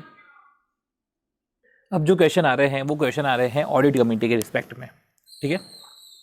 अब आती है बात सेक्शन 177 की, जो 177 को हमने एलओडीआई के साथ कितना कुछ पढ़ लिया है, तो 177 देखा जाए तो इतना इसको अपन ज़्यादा डिटेल में पढ़ेंगे नहीं, सिंपल सी बात है, ऑडिट कमेटी की बात कर रहा है, वो लिस्टेड कंपनी और अनलिस्टेड कंपनी के रिस्पेक्ट में है। अनलिस्टेड कंपनी में भी अनलिस्टेड पब्लिक कंपनी 10, 50, 100 पीबीटी देखा जाता है, पेड अप कैपिटल, बी से बोरोइंग, और बोरोइंग में पहली ऐसी बोरोइंग है जिसमें डिबेंचर, डिपॉजिट और लोन तीनों आते हैं, ठीक है। तो डिबेंचर, तो आउटस्टैंडिंग डिबेंचर, डिपॉजिट, लोन, ठीक है, मोर देन 50 करोड़ और 100 या अबव टर्नओवर, तो पेड अप कैपिटल 10, 50, 100 10 करोड़ या उससे ज़्यादा, outstanding debenture, deposit, loan 50 crore या उससे 50 करोड़ से ज़्यादा, और टर्नओवर 100 करोड़ या उससे ज़्यादा, और देजावू पे नहीं लगता, डोरमेंट कंपनी, जॉइंट वेंचर और होली ओन सब्सिडियरी पे नहीं लगता। ये जो है लेटेस्ट ऑडिटेड फाइनेंशियल स्टेटमेंट का देखेंगे, प्रीवियस ईयर की फाइनेंशियल स्टेटमेंट का नहीं देखेंगे। रही बात करें ऑडिट कमेटी की, तो एलओडीआर में कुछ बातें हैं कि 4 मीटिंग होनी चाहिए, और गैप बिटवीन 2 मीटिंग को 120 डेज से ज़्यादा नहीं होना चाहिए, कोरम 2 और 1/3 whichever is higher including at least 1 independent director, तो इसमें भी 2 और 1/3 विचएवर इज हायर और एटलीस्ट 1 इंडिपेंडेंट डायरेक्टर होना चाहिए। फिर आती बात ऑडिट कमेटी की, तो लिखा हुआ है कि 177 में ऑडिट कमेटी में मिनिमम 3 डायरेक्टर होने चाहिए, ठीक है। तो मिनिमम 3 डायरेक्टर होने चाहिए, मेजॉरिटी इंडिपेंडेंट, तो ऑडिट कमेटी में मिनिमम 3 डायरेक्टर, मेजॉरिटी इंडिपेंडेंट होना चाहिए और not applicable to section 8 company. फिर मेजॉरिटी ऑफ मेंबर, अभी तो ऑडिट कमेटी के बारे में अपन ने बात कर ली कि 3 डायरेक्टर, मेजॉरिटी जो है इंडिपेंडेंट होना चाहिए। अब ऑडिट कमेटी में ऐसा है कि मेजॉरिटी मेंबर इंक्लूडिंग चेयरपर्सन को रीड एंड अंडरस्टैंड होना चाहिए फाइनेंशियल स्टेटमेंट, यही LODR में देखें तो ऑडिट कमेटी में मिनिमम 3 और उधर 2/3 जो है of the director independent director होने चाहिए। और साथ ही साथ सारे मेंबर, अब इधर मेजॉरिटी ऑफ मेंबर और chairperson read and understand financial statement, इधर क्या बोल रहे हैं सारे मेंबर फिनेंशियल लिटरेट होना चाहिए। इधर मेजॉरिटी, इधर क्या बोल रहे हैं कि मेजॉरिटी को इंक्लूडिंग चेयरपर्सन को read and understand financial statement, उधर वर्ड ही चेंज हो गए, सारे member should be financial literate और एटलीस्ट वन को तो एक्सपर्टीज होनी चाहिए। ठीक है, अब अगर ऑडिट कमेटी की रिकमेंडेशन आपने अडॉप्ट नहीं करी है तो उसको बोर्ड रिपोर्ट में डाल देना पड़ता है, बोर्ड रिपोर्ट में बताना पड़ता है। साथ ही साथ ऑडिटर और KMP को right to be heard in meeting है, पर right to vote in meeting बिल्कुल भी नहीं है। चेयरपर्सन की हमने बात कर ली कि इसमें जो चेयरपर्सन है वो इंडिपेंडेंट होना चाहिए, LODR में बोल के रखा है। और audit committee at discretion, audit committee अपने डिस्क्रिशन पे इनवाइट कर सकती है। ठीक है, audit committee at discretion invite कर सकती है। किसको इनवाइट कर सकती है? Finance director, head of internal audit, head of statutory audit, तो क्या बोला है finance director, head of internal audit, representative of statutory audit. तो क्या क्या लोग बोले हैं? Finance director, head of internal audit, ठीक है, और रिप्रेजेंटेटिव ऑफ स्टैट्यूटरी ऑडिटर। तो ऐसे लोग बुला सकते हैं रिप्रेजेंटेटिव, ऐसे लोगों को जो है इनवाइट कर सकते हो, ये LODR में बोल के रखा है। ठीक है, बात करें विजिल मैकेनिज्म की, वो भी 177 है। देखो ये सब चीज़ें जो LODR में हम काफ़ी अच्छे से पढ़ेंगे, इधर विजिल मैकेनिज्म को इंपॉर्टेंट तरीके से एक बार पढ़ लेते हैं, बाकी सबको हम उधर LODR में अच्छे से कर लेंगे। ठीक है, तो इतना कुछ ज़्यादा खास नहीं है इधर, इतना इधर फोकस डालना। विजिल मैकेनिज्म की बात करें तो विजिल मैकेनिज्म में बोला है कि विजिल मैकेनिज्म मैंडेटरी है फॉर लिस्टेड कंपनी और अनलिस्टेड कंपनी में जो कंपनी डिपॉजिट एक्सेप्ट कर रही है। ठीक है, या अनलिस्टेड कंपनी में, अनलिस्टेड पब्लिक कंपनी में जो कंपनी डिपॉजिट एक्सेप्ट कर रही है। दूसरा, ये कंपनी ने बोरोइंग लेके रखी है, एक तो डिपॉजिट एक्सेप्ट करना या बोरोइंग लेके रखी है बैंक ऑफ फाइनेंशियल इंस्टीट्यूशन से एक्सीडिंग 50 करोड़। पर इसमें बोरोइंग बोला है, बैंक ऑफ फाइनेंशियल इंस्टीट्यूशन बोला, इसमें डिबेंचर होल्डर मत लेकर आ जाना। ठीक है, ऑडिट कमेटी में डिबेंचर डिपॉजिट लोन देखा जाता है, तो इधर नहीं, इधर सिर्फ बैंक ऑफ फाइनेंशियल इंस्टीट्यूशन से बोरोइंग लेकर रखी है और इसमें अनसिक्योर्ड लोन नहीं आते। ठीक है, अब ऐसे केस में ना विजिल मैकेनिज्म बनाना पड़ता है, ये मैंडेटरी है। अब डायरेक्टर या एम्प्लॉय को अपॉर्चुनिटी ऑफ बीइंग हर्ड दी जाती है to report genuine concern. Director और एम्प्लॉय को ये विजिल मैकेनिज्म के through opportunity of being heard दी जाती है to report the genuine concern to the chairperson of audit committee. आप डायरेक्ट संपर्क कर सकते हैं ऑडिट कमेटी के चेयरपर्सन को। ठीक है, ठीक है, to prevent victimisation by providing safeguard. तो प्रिवेंट करना विक्टिमाइजेशन को प्रिवेंट कर रहे हैं by providing safeguard, safeguard provide करके एक विक्टिमाइजेशन को प्रिवेंट कर रहे हैं। ठीक है, अगर member having conflict, audit committee के member having conflict of interest, audit committee के अंदर जो मेंबर है हैविंग कॉन्फ्लिक्ट ऑफ इंटरेस्ट है, तो अपने आप को पहले तो रेस्क्यू कर ले, अपने आप को हटा ले उस मीटिंग से और उस कमेटी से। ठीक है, और ऑडिट कमेटी के अंदर बोर्ड ऑफ डायरेक्टर के नॉमिनेट डायरेक्टर नहीं आएंगे। ठीक है, तो अगर इंटरेस्ट है, ओके, इसको थोड़ा सा ऐसा पढ़ना है कि चेयरपर्सन ऑफ ऑडिट कमेटी, ठीक है, अगर ऑडिट कमेटी आपको बनानी है तो ऐसे केस में चेयरपर्सन ऑफ ऑडिट कमेटी के पास जो है रिपोर्ट करना जेन्युइन कंसर्न, और जो मेंबर है जिसका कॉन्फ्लिक्ट ऑफ इंटरेस्ट है अपने आप को रिक्यूज कर ले। अगर ऑडिट कमेटी की नीड नहीं है तो ऐसे केस में बोर्ड ऑफ डायरेक्टर ने नॉमिनेट करके रखा है डायरेक्टर, अब बोर्ड ऑफ डायरेक्टर ने सिर्फ नॉमिनेट करके रखा है डायरेक्टर, तो उनके पास आप चले जाना। ये लिखा है विजिल मैकेनिज्म प्रोवाइड करता है एडिक्वेट सेफगार्ड, वो प्रोवाइड करता है adequate safeguard to prevent victimisation of employees. अब जेन्युइन रिपोर्ट करना है आपको जेन्युइन कंसर्न, ऐसा नहीं कि डायरेक्ट ऑफ एम्प्लॉय हर केस में चले गया, क्योंकि in case of frivolous complaint then suitable action taken against. अगर फ्रीवलस कंप्लेंट हुई तो सूटेबल एक्शन जो है आपके अगेंस्ट में लिए जाएंगे, अगर फ्रीवलस कंप्लेंट हुई तो। ठीक है, अब डिस्क्लोजर ऑफ विजिल मैकेनिज्म, ये जो विजिल मैकेनिज्म के रिस्पेक्ट में डिस्क्लोजर है ना, ये बाकायदा जो डिस्क्लोजर है आपको कंपनी की वेबसाइट में बताना चाहिए कि देखो हमने विजिल मैकेनिज्म बनाया, जिसको रिपोर्ट करना है इधर रिपोर्ट कर ले। ये और बोर्ड रिपोर्ट में, तो विजिल मैकेनिज्म कंपनी की वेबसाइट पे भी बोर्ड रिपोर्ट में बताना है, और पनिशमेंट और कॉन्ट्रावेंशन किया है तो देखो फाइन लग जाएगा कंपनी को 1 लाख से 5 लाख का, ऑफिसर इन डिफॉल्ट को 25,000 से 1 लाख का, तो ऑफिसर इन डिफॉल्ट को कम लगेगा with imprisonment up to 1 year. तो इस तरीके से जो है हमने विजिल मैकेनिज्म के रिस्पेक्ट में पढ़ा। अब 177 ऑडिट कमेटी के रिस्पेक्ट में पढ़ा, विजिल मैकेनिज्म के रिस्पेक्ट में ही पढ़ा, तो एक बार इस पर क्वेश्चन देख लेते हैं, फिर हम पावर ऑफ बोर्ड देख लेंगे। ओके, तो फटाफट ये देखते हैं। हाँ, तो क्या बोला है कि MNC अ कंपनी जिसका पेड अप कैपिटल 4 करोड़ है, उसने इशू करे है right share in the ratio 1:1। The said company listed with stock exchange. तो पेड अप कैपिटल है 4 करोड़, चलो ये तो कंपनी कंडीशन पूरी नहीं कर रहा है। राइट शेयर, ठीक है, कंपनी इज लिस्टेड, तो इधर ही खत्म हो गया ना, क्योंकि लिस्टेड है। Company is required to appoint audit committee, हाँ, if yes draft a suitable board resolution, draft a suitable board resolution to appoint an audit committee, कि मुझे ऑडिट कमेटी को अपॉइंट करना है जिसमें मिनिमम 3 डायरेक्टर है, जो अपन ने बात करी थी कि मिनिमम होते 3 डायरेक्टर जिसमें मेजॉरिटी इंडिपेंडेंट होती है, covering the aspect of companies act 2013। तो ड्राफ्ट सुटेबल बोर्ड रेजोल्यूशन इधर जो है इंपॉर्टेंट है। तो अगर हम देखें तो 177 एवरी लिस्टेड कंपनी और अदर क्लास ऑफ कंपनी, उनको ऑडिट कमेटी को बनाने का है, ठीक है। तो इधर हमने बात करी थी कि ऑडिट कंपनी में मिनिमम 3 डायरेक्टर होते हैं, जिसमें विद इंडिपेंडेंट डायरेक्टर मेजॉरिटी होते हैं, और majority of member of audit committee including chairperson. तो जो मेजॉरिटी ऑफ मेंबर है इंक्लूडिंग चेयरपर्सन, उनको रीड एंड अंडरस्टैंड की एबिलिटी होनी चाहिए। अब बोर्ड रेजोल्यूशन ड्राफ्ट करने का है, draft board resolution in constitution of audit committee, ठीक है। तो ये जो है रिजोल्यूशन वाला केस हम सेपरेटली देख लेंगे, क्वेश्चन नंबर 23 ये सेपरेट रिवीजन वीडियो में अपन देख लेंगे। और चलो ठीक है, इधर अभी अपने को देखने का ही है, तो फिर देख ही लेते हैं कि resolve that pursuant to the provisions of 177 and the applicable clause of listing agreement. देखो क्या लिखा हुआ है, दोनों चीज़ें, क्योंकि लिस्टेड कंपनी है। Pursuant to provisions of section 177 और जो एप्लीकेबल क्लॉज है, इनको देखते हुए pursuant to resolve that pursuant to, ठीक है, audit committee of the company B and is hereby constituted with effect from the conclusion of this meeting। तो क्या लिखा है, audit committee of the company B and is hereby constituted with effect from the conclusion of this meeting, ठीक है, with members as under, कि audit committee में ये member होंगे। अब ऑडिट कमेटी की बात करते हैं, इसमें वुमेन डायरेक्टर का भी ध्यान रखना, इसमें वुमेन डायरेक्टर का भी ध्यान रखना। इधर वुमेन डायरेक्टर का इन्होंने ध्यान रखा क्या, देखो independent director, independent director, independent, देखो मेजॉरिटी इंडिपेंडेंट होनी चाहिए, और 6 डायरेक्टर रखे हैं, 6 की मेजॉरिटी 3 से ज़्यादा होगी, ठीक है, 6 की मेजॉरिटी 3 नहीं होगी, 3 से ज़्यादा होगी, तो 4 इंडिपेंडेंट डायरेक्टर है, और एक फाइनेंस एग्जीक्यूटिव और एक MD है। Further resolve that chairman of the committee, ठीक है, who shall be independent director, chairman को इंडिपेंडेंट डायरेक्टर होना चाहिए, क्योंकि ये LODR में बोल के रखा है। अब जब LODR में बोल के रखा है तो ये तो होना ही पड़ेगा चेयरपर्सन को। Be elected by committee member, तो कमिटी मेंबर इलेक्ट करेगी। Further resolve that quorum of meeting of audit committee shall be chairperson of the audit committee and 2 other member.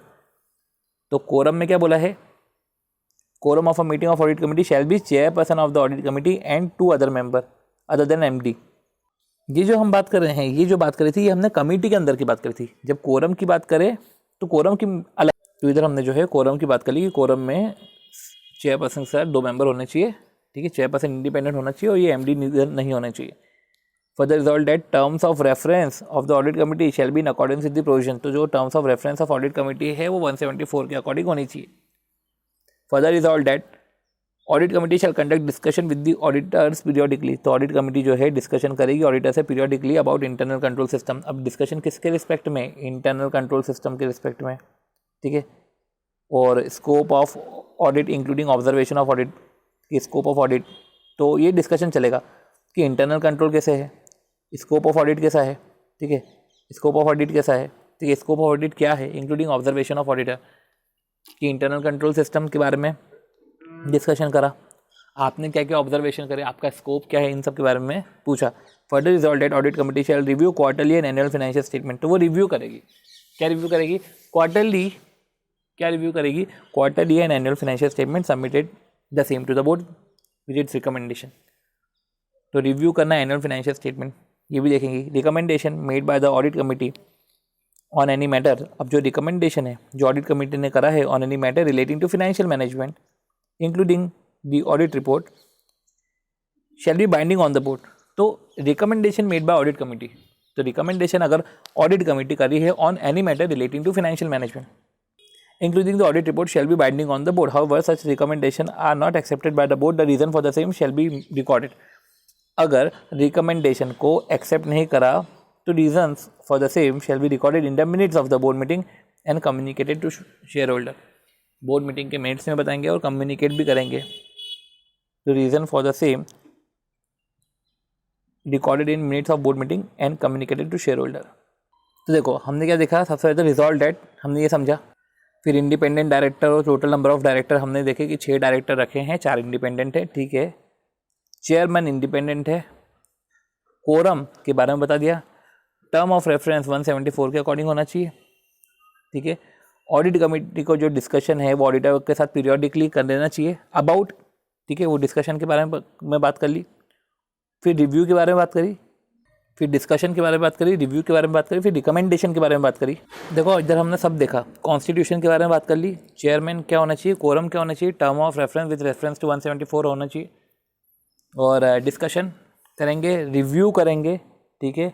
Quarterly और एनुअल फाइनेंशियल स्टेटमेंट ये बात करी थी, quarterly और annual financial statement review करेंगे। फिर internal control system और scope of audit को डिस्कस करेंगे। रिकमेंडेशंस की बात करी है। फिर CS shall be the secretary of audit committee, ये बात करी। The chairman of audit committee shall attend the AGM, तो उनको अटेंड करना पड़ेगा AGM to provide any clarification. तो चेयरमैन को अटेंड करना पड़ेगा AGM to provide any clarification on matter relating to audit as may be required by the member of the company. तो क्या बोला है कि chairman of audit committee shall attend AGM, तो उनको AGM को अटेंड करने का है, ठीक है। To provide any clarification on matter relating to audit, ठीक है। उनको फिर प्रोवाइड करने का है clarification on matter relating to audit as may be required by the member. अगर मेंबर को कोई डाउट आए तो क्लैरिफिकेशन प्रोवाइड करने का है, तो उनको अटेंड करना है जनरल मीटिंग को और प्रोवाइड करना है clarification. Board report and annual report to the members of the company shall include the particulars of the constitution of audit committee. वही है कि बोर्ड रिपोर्ट और annual report of the member of the company shall include particular of audit committee, उसमें audit committee के particulars भी include होंगे board report में। Details of the non acceptance of recommendation, कि हमने non acceptance of recommendation and audit committee with reason, तो non acceptance of recommendation of audit committee with reasons भी आपको बताने पड़ेंगे। तो इधर अगर हम बात करें तो इधर हमने देखा तो CS के रिस्पेक्ट में है। तो इस तरीके से जो है हमने ड्राफ्टिंग के रिस्पेक्ट में बात करी। तो ये वाला क्वेश्चन इस लिहाज से इंपॉर्टेंट हो जाता है क्योंकि इसमें ड्राफ्टिंग की बात कर रहे हैं, ठीक है। अगले क्वेश्चन की बात करें तो R limited wants to constitute an audit committee in this reference, answer the following, what would be the minimum likely turnover और कैपिटल ऑफ दिस कंपनी। अब ये लिस्टेड तो है नहीं, तो ठीक है, PBT की है जो लिमिट है। What is the role of audit committee, वाई सर्विस the statutory auditor when the company wishes to engage them to perform certain engagement not restricted to 144। क्या बोल रहे हैं, what is the role of audit committee, वाई सर्विस the statutory auditor. तो role of statutory auditor क्या है, when the company wishes to engage them to perform certain engagement not restricted to 144, ठीक है। तो अगर कंपनी चाह रही है, what is the role of audit committee वाइस सर्विस statutory auditor when the company wishes to engage them, कि कंपनी विश करेगी उनको इंगेज करे टू परफॉर्म सर्टेन इंगेजमेंट, ये नॉट रिस्ट्रिक्टेड अंडर सेक्शन 144, मतलब कि वो रिस्ट्रिक्टेड नहीं है, इंगेजमेंट तो प्रॉपरली वैलिड रहेंगे, पर रोल ऑफ जो ऑडिटर है और रोल ऑफ ऑडिट कमेटी ये क्या है। तो इसलिए जो है ये वाला क्वेश्चन भी इंपॉर्टेंट हो जाता है जिसमें रोल के बारे में पूरी डायरेक्ट बातें करके रखी है। तो रोल ऑफ ऑडिट कमेटी में सबसे पहले as per 177 subsection 4 every audit committee shall act in accordance with the term of reference, उनको टर्म ऑफ रेफरेंस के हिसाब से ही एक्ट करना है। Specified in writing by the board which shall inter alia include recommendation for appointment, remuneration and terms of review and monitor the auditor independence. देखो क्या क्या बोला है, recommendation of appointment, remuneration and terms of review, ठीक है। तो ये है रिकमेंड करेगा, ठीक है। तो रिकमेंड करेगा 8 appointment, remuneration and term of review. तो आप भी ये लिख के रखिए, मॉनिटर द ऑडिटर इंडिपेंडेंस, ठीक है। इंडिपेंडेंस को मॉनिटर करेगा, तो मॉनिटर करेगा auditor independence and performance and effectiveness, तो रिकमेंडेशन एंड मॉनिटर।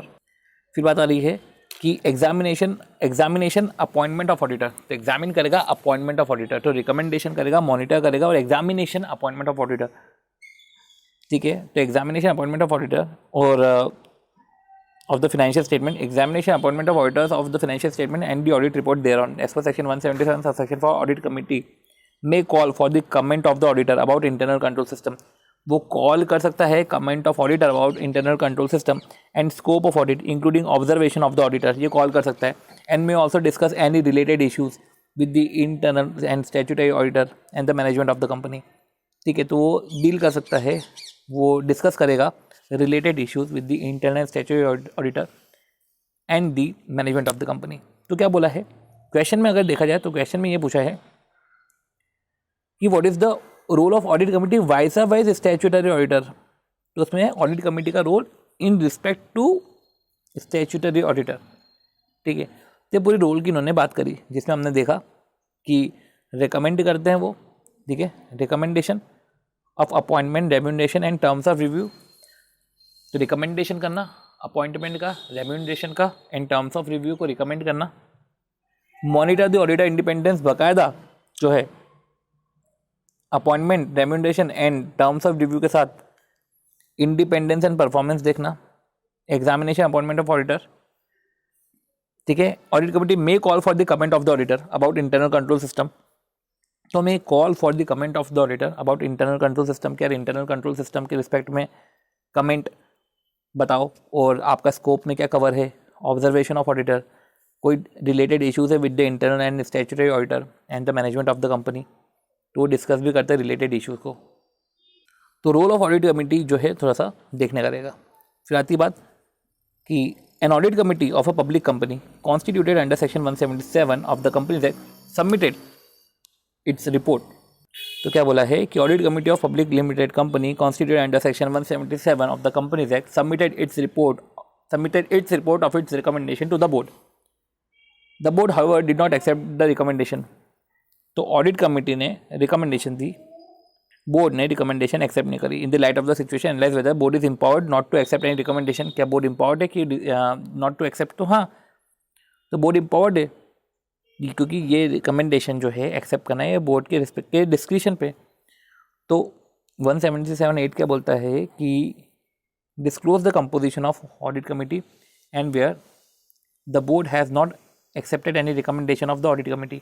तो कंपोजिशन हमको डिस्क्लोज करना है, कंपोजिशन, और अगर बोर्ड ने एक्सेप्ट नहीं करी recommendation of the audit committee, same shall be disclose in such report along with the reason. तो रिपोर्ट में रीजन के साथ देना पड़ता है. Conclusion, considering the provision stated in 177(8) following conclusion में be drawn. Board is empowered not to accept the recommendation audit committee but only under genuine circumstances in which legitimate reason. क्या ये कारण थे इसलिए मैंने नहीं एक्सेप्ट करे. If the board does not accept the recommendation audit committee shall disclose the disclose the same in its report. इसको report में बताना पड़ेगा अंडर 134(3), मतलब बोर्ड रिपोर्ट में place before general meeting of the company. ठीक है, तो जेन्युइन सर्कमस्टेंसेस में आप मना कर सकते हो, आप एक्सेप्ट नहीं करोगे, जेन्युइन सर्कमस्टेंसेस में आप बोल सकते हो. सिंपल सी बात है कि ऑडिट कमेटी के रिस्पेक्ट में जो भी क्वेश्चन है वो डायरेक्ट क्वेश्चन ही है. ठीक है, और explain the provisions of companies act relating to audit committee with help to achieve some of the objective of corporate governance. Explain how the provisions of companies act relating to audit committee वो help in achieving some of the objective of corporate governance. देखो provision जैसे कि composition of audit committee, फिर अपन ने पढ़ा majority of member और chairperson को जो है ability to read and understand financial statement होना चाहिए. 174 में अपन ने पढ़ा कि term of reference and the functions are to be performed by audit committee. तो 174 में बोला, ये पूरे के पूरे इन्होंने सेक्शन बोल दिए. 177(6) में बोल रहे हैं कि audit committee an authority to investigate into any matter any matter relating to areas of its scope of functioning और refer to it by the board and for this shall have power to obtain professional advice. तो investigate कर सकता है into any manner in relation to the areas, into any manner in relation to the areas. So audit committee an authority to investigate into any matter. So audit committee an authority to investigate into any matter. So 176 gives the audit committee an authority, वो authority देता है to investigate into any matter in relating to areas of its scope of functioning. तो ये चीज़ें हैं, वो professional advice भी ले सकता है. Recommendation of audit committee binding on the board to take appropriate corrective actions. अब are binding of the board to take appropriate corrective action, ये रिकमेंडेशन करेक्शन के रिस्पेक्ट में 177(5) of the provide that in case board of director ने accept नहीं करे हैं तो board is bound to disclose the same with reason of non acceptance in its report to the member. ठीक है, to the member of a company 134 में. ठीक है। तो मतलब ऑडिट कमेटी के रिस्पेक्ट में फुल फ्लेज थ्योरेटिकल क्वेश्चंस आ रहे हैं, ठीक है। तो आपको एक बार जो है ऑडिट कमेटी के रिस्पेक्ट में तरीके से इसको एक बार देखना पड़ेगा। Explain briefly the provisions of the companies act regarding constitution audit committee, ठीक है। MNC limited constituted an audit committee as required by the said act. Committee in its report dated 30 April 2019 has pointed out various irregularity. अब देखो, MNC limited ने constitute करी audit committee as required by the said act. Committee अपने report में जो 30 अप्रैल को जो रिपोर्ट थी has pointed out various irregularity in the financial transaction entered into by company. Management of a company does not agree with the contents of report. Explain the action. तो देखो, SO 177(1) the board of director of every listed company, ठीक है, और वो unlisted company पे PBT देखा जाता है, ठीक है। ये सब इन्होंने बात करी। अब इरेगुलरिटी अगर पॉइंटेड आउट करी है ऑडिट कमेटी ने, तो recommendation of the audit committee are binding on the board. तो रिकमेंडेशन करी है, करेक्टिव एक्शन लेना है, ठीक है। अगर बोर्ड रिफ्यूज़ कर रहा है तो disclose the same with reason in its report to the member. तो disclose same with the reasons of non acceptance in its report to the member of the company, मतलब वही डायरेक्टर्स रिपोर्ट, ठीक है, which relate to directors report of the financial statement, ठीक है। Okay, ये आपको बताना पड़ता है। तो recommendation in respect of appointment ही नहीं, अगर आप उसको एक्सेप्ट नहीं कर रहे हो, रिकमेंडेशन को मान नहीं रहे हो, तो आपको डिस्क्लोज करना पड़ेगा। अब रही बात है तो ऑडिट कमेटी के, हम सेपरेट इस ऑडिट कमेटी पे हम सेपरेटली इसका वीडियो बना देंगे, ज़्यादा बेटर रहेगा।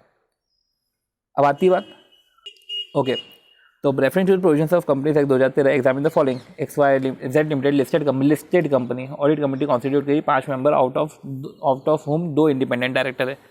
तो ठीक है, अब लिस्टेड कंपनी है, देखो लिस्टेड कंपनी है, 5 में से 2 independent director. Subsequently company increase the composition of audit committee to 6 member, वो 3 इंडिपेंडेंट डायरेक्टर है। तो इंडिपेंडेंट डायरेक्टर तो वैसे भी 177 बोलता है मेजॉरिटी है, और लिस्टेड है तो LODR भी लग जाता है, तो 2/3 होने चाहिए इंडिपेंडेंट डायरेक्टर, और जो कि है नहीं, तो दिक्कत है, तो कॉन्ट्रावेंशन है। Composition of audit committee is not in accordance with 177(2), ठीक है। इंडिपेंडेंट डायरेक्टर की मेजॉरिटी नहीं है, ये नवंबर 16 में पूछा था 2 नंबर का। आती है बात फिर नॉमिनेशन रेम्यूनरेशन कमेटी की। तो नॉमिनेशन रेम्यूनरेशन कमेटी को भी हमको एक बार देखना है, एंड साथ ही साथ अगर देखा जाए तो विजिल मैकेनिज्म पे भी जो है, विजिल मैकेनिज्म पे ओके, विजिल मैकेनिज्म पे एक क्वेश्चन है, ओके, विजिल मैकेनिज्म पे क्वेश्चन है। तो विजिल मैकेनिज्म का क्वेश्चन देखकर हम जो है इस वीडियो को ओवर करते हैं, देन फिर हम जो है बोर्ड की पावर्स को नेक्स्ट में कवर करते हैं। तो विजिल मैकेनिज्म देखते हैं कि dream work limited and unlisted company without any public deposit. अब देखो, विदाउट एनी पब्लिक डिपॉजिट नहीं लेती तो फिर विजिल मैकेनिज्म थोड़ा लगेगा। As per audit financial statement give you the following information. क्या इन्फॉर्मेशन है? सबसे पहले पेड अप कैपिटल बता दी, हमको कोई मतलब नहीं है, ग्रॉस टर्नओवर बता दिया, ठीक है। अनलिस्टेड देखो, पहले बोल के क्या रख दिया, अनलिस्टेड कंपनी है ना, तो लिस्टेड भी नहीं है, एक्सेप्ट भी नहीं करी डिपॉजिट। अब एक बार बोरोइंग देख लेते हैं, बैंक बोरोइंग देख लेते हैं। 40 करोड़ फ्रॉम नेशनलाइज बैंक और अदर बोरोइंग 40 करोड़ है, चलो ठीक है। बोरोइंग जो है 50 करोड़ से ज़्यादा है, तो ठीक है, कोई दिक्कत नहीं। Gupta chartered accountant employed in a finance और audit department of the company wants to inform a vigil mechanism for director, advise whether is is mandatory for dream work limited to formulate a vigil mechanism. हाँ, mandatory है। Are there any penalties that could be impose on the company for not formulating? तो 1 लाख से जो है 5 लाख की penalty है। सबसे पहले मैंडेटरी है क्या? Company mandatory required to form vigil mechanism for director, और 177(8) में है कि कॉन्ट्रावेंशन क्या है। तो कंपनी को जो है 1 लाख से 5 लाख तक का, और ऑफिसर इन डिफॉल्ट को 25,000 से 1 लाख तक का। तो 25,000 से 1 लाख और 1 लाख से 5 लाख, ठीक है। तो 25,000 से 1 लाख है और उधर 1 लाख से 5 लाख है। तो इस तरीके से हम देखा जाए तो पनिशमेंट तो है। तो ये चीज़ें जो है, ये जो है डायरेक्ट क्वेश्चन था जो मई 18 ओल्ड सिलेबस में 4 नंबर का पूछ लिया था। अब आती है पावर्स ऑफ बोर्ड। तो बोर्ड के रिस्पेक्ट में पावर्स की बात करें तो इसके पहले क्या है, हम एक बार ऑडिट कमेटी के रिस्पेक्ट में और नॉमिनेशन रेम्यूनरेशन कमेटी के रिस्पेक्ट में एक बार जो है इसके नोट बना लेते हैं। तो जो है फिर हम ऑडिट कमेटी को हम प्रॉपर तरीके से एक्सप्लेन कर पाएंगे। अभी हमने सिर्फ कंपोजिशन के रिस्पेक्ट में बात करी, और फिर अभी हम जो है इस सेक्शन के पूरे नोटिंग कर लेते हैं, देन उसके बाद हम जो है बात करते हैं। फिर अगर नॉमिनेशन रेम्यूनरेशन कमेटी की अगर हम बात करें तो उसका जो कॉन्स्टिट्यूशन है ना, वो सेम एज ऑडिट कमेटी है कि 10, 50, 100 की लिमिट की लिस्टेड कंपनी पे तो बनाना ही है, पर अनलिस्टेड पब्लिक कंपनी में 10, 50, 100 देखा जा रहा है, ठीक है।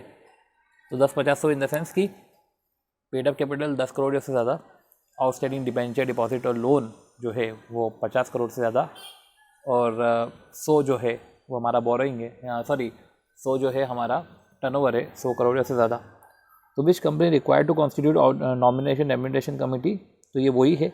वो कंपोजिशन ऑफ अबव कमेटी में सिंपल सी बात है, कंपोजिशन ऑफ अबव कमेटी में छोटी सी चीज़ है कि एटलीस्ट 3 नॉन एग्जीक्यूटिव डायरेक्टर होने चाहिए, जिसमें से एटलीस्ट हाफ इंडिपेंडेंट डायरेक्टर होने चाहिए। ये कंपोजिशन की बात करें, कोरम की बात नहीं कर रहे। एटलीस्ट 3 नॉन एग्जीक्यूटिव डायरेक्टर जिसमें एटलीस्ट हाफ जो है वो इंडिपेंडेंट डायरेक्टर होते हैं।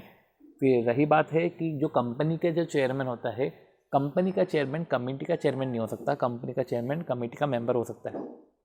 और फिर जो चेयरमैन है या अगर चेयरमैन के एब्सेंस में ऑथराइज पर्सन, वो जनरल मीटिंग को अटेंड करेगा। तो ये कंपोजिशन के रिस्पेक्ट में छोटी मोटी बातें थी।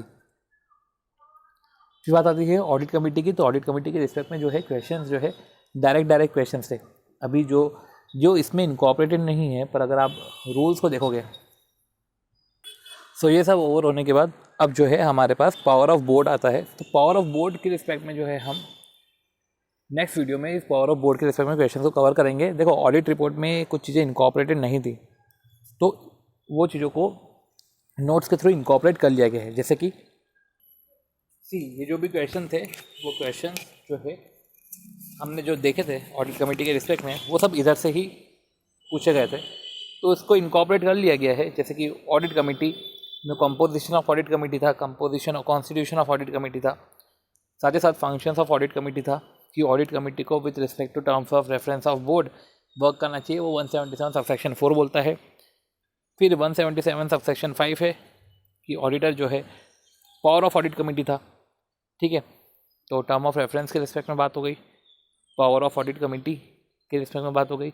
ये term of reference of audit committee को यही बोला गया है रोल ऑफ ऑडिट कमेटी क्या है, कि ऑडिट कमेटी क्या क्या करती है, कि recommendation of appointment removal and जो है टर्म्स ऑफ ऑडिटर, फिर review independence and performance of auditor, valuation of undertaking asset, monitor and use of fund issue by public offer, फिर scrutiny of inter corporate loans and advances, approval modification और transaction with related party, examination of report, examination of financial statement.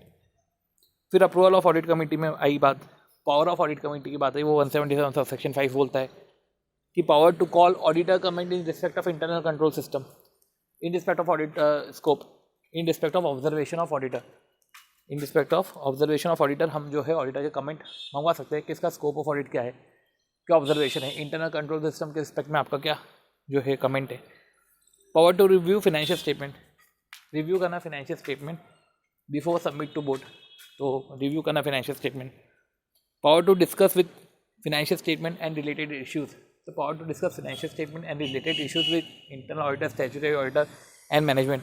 Power to investigate any of the matter stated above. Power to oversee vigil mechanism, अगर vigil mechanism लगता है तो vigil mechanism को भी oversee करेंगे। तो ये सब है कि कमेंट को कॉल करना, इन्वेस्टिगेट करना, रिव्यू करना, डिस्कस करना, ठीक है। तो power to call auditor comment, auditor के कमेंट कॉल करना with respect to internal control system, with respect to audit scope, with respect to observation of auditor. तो ऑडिटर के कमेंट को कॉल करना, रिव्यू करना फाइनेंशियल स्टेटमेंट, फिर discuss with respect to financial statement और discuss with related issues with auditor management, investigate करना और power to oversee vigil mechanism, तो विजिल मैकेनिज्म को ओवरसी करना। एक तो अपन ने देख लिया विजिल मैकेनिज्म, एक अपन ने देख लिया तो ऑडिट कमेंट मंगवा लेना, विजिल मैकेनिज्म के रिस्पेक्ट में ओवरसी कर लेना, इन्वेस्टिगेट कर लेना, बातचीत कर लेना, डिस्कशन कर लेना, फाइनेंशियल स्टेटमेंट के रिस्पेक्ट में रिव्यू कर लेना। तो अपन ऐसा बोल सकते हैं कि फाइनेंशियल स्टेटमेंट को ऑडिट करते हैं तो इंटरनल कंट्रोल सिस्टम भी रहता है और कुछ ऑब्जर्वेशन भी होते हैं, कुछ रिलेटेड इश्यूज़ भी आते हैं। इन इश्यूज़ को देखने के बाद जो है इन्वेस्टिगेशन करा जाता है। इन्वेस्टिगेशन करने के दौरान जो है विजिल मैकेनिज़्म का उपयोग बेहतर तरीके से कर सकते हैं। इन्वेस्टिगेशन चल रहा है, विजिल मैकेनिज़्म है, तो जिनको अगर खुफिया जानकारी के बारे में पता है तो वो विजिल मैकेनिज़्म के थ्रू बता सकते हैं। तो इस तरीके से आप इसको याद रख लेते हैं। तो इस तरीके से निमोनिक बना लिया कि ऑडिट ऑफ फाइनेंशियल स्टेटमेंट और internal control system brings comment. तो वही ऑडिट ऑफ फाइनेंशियल स्टेटमेंट का मतलब डिस्कस विथ ऑडिटर और management with respect to financial statement and related issues. तो ब्रिंग कमेंट, तो audit of financial statement bring comment. तो comment मतलब power to call auditor comment. तो हमने देख लिया है कि ऑडिट ऑफ फाइनेंशियल स्टेटमेंट, तो फाइनेंशियल स्टेटमेंट के रिस्पेक्ट में जो भी रिलेटेड इश्यूज़ है वो रिलेटेड इश्यूज़ के बारे में हम डिस्कस कर सकते हैं ऑडिटर से, मैनेजमेंट से एंड ठीक है। और इंटरनल कंट्रोल सिस्टम, तो वही इंटरनल कंट्रोल सिस्टम के रिस्पेक्ट में कमेंट कॉल कर सकते हैं। Audit scope and observation of auditor, तो bring comment. Then go for investigation के रिस्पेक्ट में कि इन्वेस्टिगेशन जो है, इन्वेस्टिगेशन ऑन अवर मैटर्स और with use of vision mechanism का यूज़ जो है कर सकते हैं। तो ऑडिट ऑफ फाइनेंशियल स्टेटमेंट को ऑडिट करेंगे और रिव्यू करेंगे financial statement before submit to the board. Comment and observation bring करेंगे in respect of internal control system, ठीक है। और ऑब्जर्वेशन ऑफ ऑडिटर भी बिल्ड करेंगे। देन गो फॉर इन्वेस्टिगेशन पे भी power to investigate on any matters above, और financial statement के रिस्पेक्ट में डिस्कस करेंगे and related issues with the auditor. साथ ही साथ जो है यूज़ ऑफ म्यूचुअल मैकेनिज्म। फिर डिस्क्लोजर की बात करें तो डिस्क्लोजर रिक्वायरमेंट में ऐसा है कि composition in audit board report, आपको बोर्ड रिपोर्ट में कंपोजिशन बताना पड़ेगा कि देखो ऑडिट कमेटी का ये कंपोजिशन है। और इन केस अगर आपने ऑडिट कमेटी के रिकमेंडेशन को एक्सेप्ट नहीं करा है तो आपको बोर्ड रिपोर्ट में विद रीज़न बताना पड़ेगा। अगर आपका रीज़न जेन्युइन है तो ये सब चीज़ें आपको बतानी पड़ेगी। रिकमेंडेशन तो वैसे नहीं एक्सेप्ट करो तो भी चलेगा, एक्सेप्ट तो करना चाहिए, बट अगर आप नहीं एक्सेप्ट कर रहे हो, आपका जेन्युइन रीज़न है, लेजिटिमेट रीज़न है तो चलेगा, ठीक है। और इसको बोर्ड रिपोर्ट में बता देने का। कॉन्ट्रावेंशन के रिस्पेक्ट में पेनल्टी है। तो इस तरीके से हमारा जो है कंपनी एंड की पेनल्टी एंड ऑफिसर के रिस्पेक्ट में जो पेनल्टी है ये है हमारी 1 लाख से 5 लाख, ऑफिसर की 25,000 से 1 लाख और विथ इम्प्रिजनमेंट ऑफ 1 ईयर। इस तरीके से हमारा जो है ऑडिट कमेटी के रिस्पेक्ट में पोर्शन ओवर होता है और बचा हुआ जो 179 के रिस्पेक्ट में है वो हम नेक्स्ट वीडियो में कवर करते हैं। ओके, थैंक यू, ध्यान रखना अपना।